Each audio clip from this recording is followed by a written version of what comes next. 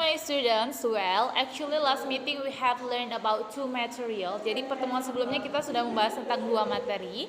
Yang pertama, the first one is ordinal number, and then the second one is about be going to ya. And today Mrs. bakal jelasin ordinal number seperti apa, and then be going to seperti apa. And then after that, don't forget to do your exercise on the workbook. Keep watching this video. And this is the explanation for ordinal numbers. Well, in ordinal number kita bakal menemukan beberapa angka yang akhirannya itu berbeda-beda. Nah, mari kita cek.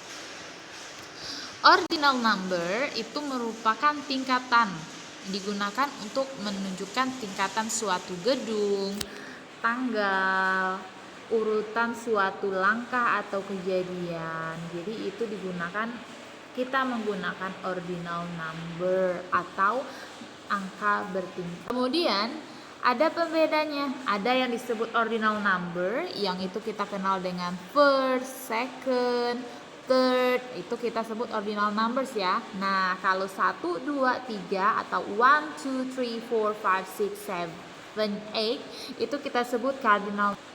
Cardinal number menunjukkan jumlah suatu benda, yaitu 1, 2, 3, 4, and so on.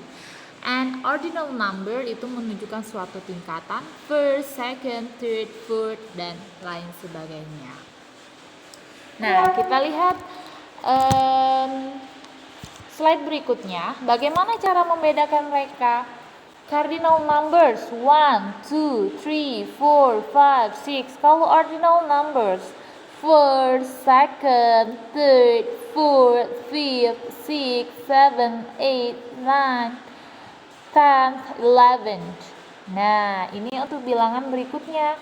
Ada first sampai ke 31st. Jadi 31 itu bukan 31 ya, tapi kita gunakan first karena ordinal numbers dari 1 itu first.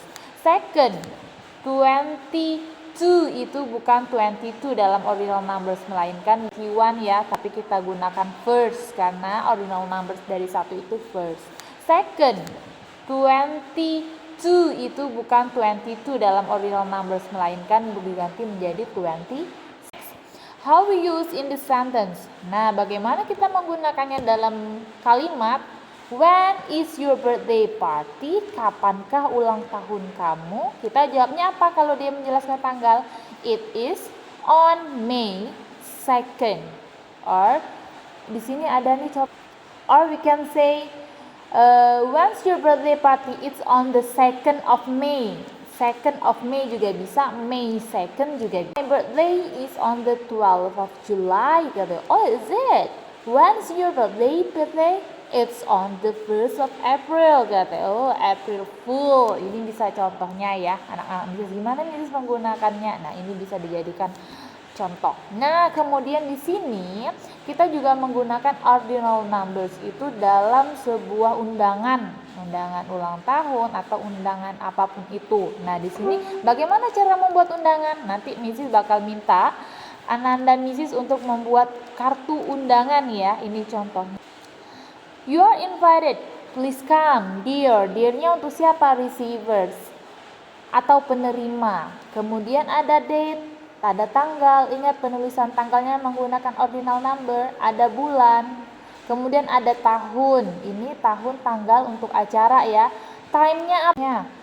Waktunya 12 p.m. until 2 p.m. Ingat p.m. itu post meridian. Post meridian itu berarti dari jam 12 siang sampai jam 12 malam gunakannya. Kemudian place. Place itu tempatnya di mana? Ini dia bilang away ke mamam. Kalau kita mungkin bisa away atau away disiplin ya. Atau telanai. Nah, di sini ada apa aja? Ada receivers. Subjeknya apa?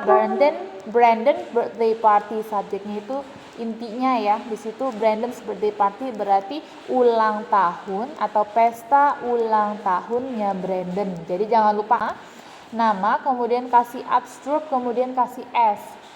Kemudian jangan lupa di dalamnya harus ada day or date. Jadi ada hari, kemudian ada tanggal kapan acaranya akan dilaksanakan. Jangan lupa gunakan place juga. Place itu tempat nih ya, place.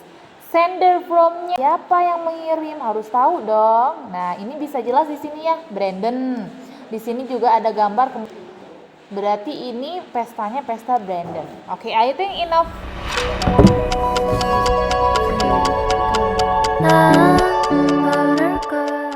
And for today, I'm going to explain you. Hari ini Miss bakal jelasin ke anak-anak Miss apa itu arti be going to. Nah, be going to itu dalam tenses itu disebut termasuk ke dalam future tense atau bentuk waktu yang akan datang. Be going to, be ini bisa diganti dengan to be ya. To be-nya apa aja? Is, are untuk yang bentuk sekarang, atau untuk bentuk lampau itu bisa diganti dengan was atau were. Nah, let's we check to the next slide. Well, be going to itu memiliki arti akan atau dia pasti terjadi. Jadi be going itu pasti terjadi. Jadi ada bedanya ya. Mrs. akan itu kan juga bisa diartikan dengan will. Nah, benar sekali. Tapi di sini be going to itu bentuk kegiatan yang akan terjadi dan pasti akan terjadi. Berarti sudah direncanakan kita menggunakan be going to ya. Nah, coba perhatikan kalimat berikut. What are you going to do for your birthday? What are you going to do for your birthday? Jadi apa yang akan kamu are going apa yang akan kamu do lakukan for your birthday untuk ulang tahun kamu. Nah, di sini dia jawab I am going to go, kata kerja ya, going to go to the Ferris wheel. Ferris wheel itu apa? Nih bentuknya. Ferris apa? Apa ini namanya? What are you going to do for your birthday? Jadi apa yang kamu lakukan untuk ulang tahunmu? Remember, are sama going, akan, do itu kata kerjanya lakukan, to ini sebagai penyambung antara going sama kata kerja berikutnya. You ini subjeknya. Jadi what apa yang akan kamu lakukan for untuk your birthday, ulang tahunmu? Jawabannya jangan lupa gunakan to be. I am going to go. Ini kata kerjanya. Saya akan pergi to play bumper cars, untuk bermain mobil-mobilan ya, atau mobil bumper ya. Oke, let's we check. What are you going to do for your birthday?